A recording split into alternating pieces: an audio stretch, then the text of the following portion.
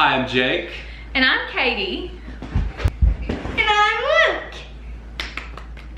So our story kind of begins in December of 2015 when I lost my mom to cancer. And then 11 months after that, in November of 2016, I also lost my dad. So it was a really tough season, losing both your parents within a year. And then one day we decided it was time that maybe we should go ahead and expand our family and have another child. And we got pregnant right away in May 2017. It was a normal pregnancy. I was just had my pregnancy aches and pains and everything along with it, but it was just a very normal pregnancy. And we found out we were having a little girl, and we named her Ella Kate. So it was December, mid to late December, right around Christmas parties and just the hecticness of the holidays. And we went in for our 36-week update, and she was perfect. We went in that morning, heard a wonderful heartbeat.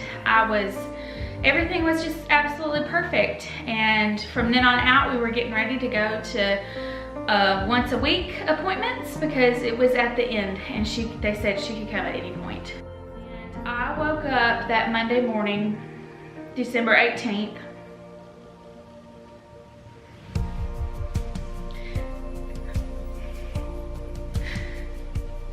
I hate reliving it. Anyway, I woke up that morning around 4 o'clock and I knew something was wrong. They did an ultrasound and we found out that she didn't have a heartbeat anymore. They prepped me to have surgery to have her. I was so shocked, in disbelief, and so sad. Her nursery was ready. Everything was ready to bring her home. And I had to deliver my baby who was in heaven. We asked for prayer right before I went in for surgery. I remember as we were getting ready for surgery, Katie and I looked at each other and we just had this overwhelming sense of peace, that God was fully in control and that we could trust Him, even though we didn't understand why or what He was doing in the moment. She was delivered. She was already in the room waiting on me and Jake. And we got to hold her.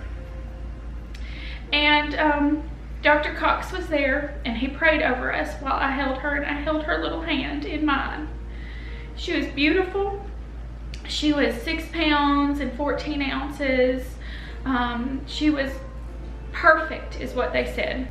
We came home to an empty nursery, ready for her. And once you do that, you have to plan a funeral. I never thought in a million years I'd have to plan a funeral for my child. A day that we were dreading so much, honestly, was a very special day to me. We weren't even supposed to be at the church that day for the funeral. We just decided to do a small graveside service, but it rained and it poured, and we had to make it at the church. And I'm glad we did, because there were so many people, hundreds of people there to support us. And I truly believe to this day that those hugs and those prayers are what got me through that day, and the strength from the Lord, it's what got me through. During her funeral, we sang the song, "It Is Well," the hymn, "It Is Well," and it is extremely, extremely special to me. And we woke up Christmas Eve and we immediately looked at each other and knew we weren't really sure how we were going to do this. And we knew that this day needed to be a special day because we still had our son Luke, and he was 4 years old, and this could possibly be the first Christmas that he remembered. I'll just never forget how the Spirit of God in that moment told both of us that through this, you're gonna have to choose joy. And so that night, as we were getting ready for Christmas and making preparations, all of our gifts we had tucked away in Ella Kate's closet. It was one of the first times that I had to walk into her room again. I just remember God kind of telling me that this is what choosing joy is going to be like. We were going to walk through some pain together, but because of Jesus, we were going to be able to choose joy. So on January 5th, which was her due date, we honored her. We released balloons, pink balloons. We released 18 pink balloons, and later that night at dinner, there was a pink sky. So I know she got her balloons. Throughout the year, we have chosen joy through every step of the way.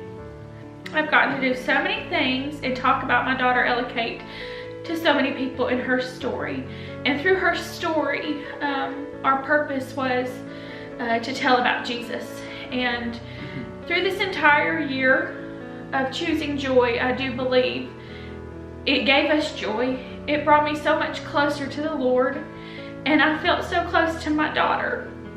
After she passed away, people wanted to help, and so the church set up the Ella Kate Fund, and we were able to use the funds that were given in her honor to purchase sound equipment at Oakley Ministry Center, and then we were also to use a large portion of those dollars to purchase a new video system here at First Baptist. It was a year, December 18th, 2018, and I knew that I wanted to do something to honor her, and I wanted it to be joyful, and I wanted it to be a special day for us. So we threw a party, and it was absolutely beautiful. So many people came, blew me away. We celebrated her life. We sang happy birthday, and we released balloons in honor of her. We wrote messages on them, and we sent them up. And to this day, it is still one of the most beautiful and joyful days I've ever experienced. Not too long after that, or during that, our doctor gave us the green light to go ahead and try again, and to go ahead and try to have another baby. So we did. In January 2019, I found out I was pregnant with our rainbow baby. And a rainbow baby is a baby that is born after a loss, and it's kind of known to be the rainbow after the storm. So then we went in for our first ultrasound. I was a nervous wreck, and I prayed and prayed and prayed just for a very strong heartbeat. And we get the ultrasound, and what does the ultrasound text say? She said, good news, I see a healthy heartbeat, and I see not one, but two. Two. We were shocked. Jake went weak in his knees. I did. I was like, this cannot be happening. I'm shocked. Yep, we're pregnant with two babies. Not one, but two. What an amazing gift from the Lord to bless us with two. So in early April, we went in for a gender ultrasound. We found out that we're gonna have both a boy and a girl. We're naming them Elliot, Isaac, and Caitlin Joy. We feel like that truly honors our daughter. Elliot, Isaac, and Isaac means joy, and then there's Caitlin Joy. Tonight I chose to sing a song called It Is Well. It is a different version than the hymn. And I actually sang this song while I was pregnant with Ella Kate, and the hymn was sung at her funeral. So in the song it says, through it all, my eyes are on you. Through it all, it is well. And we will continue to choose joy through every step of our journey. Thank you for watching, and remember to choose joy.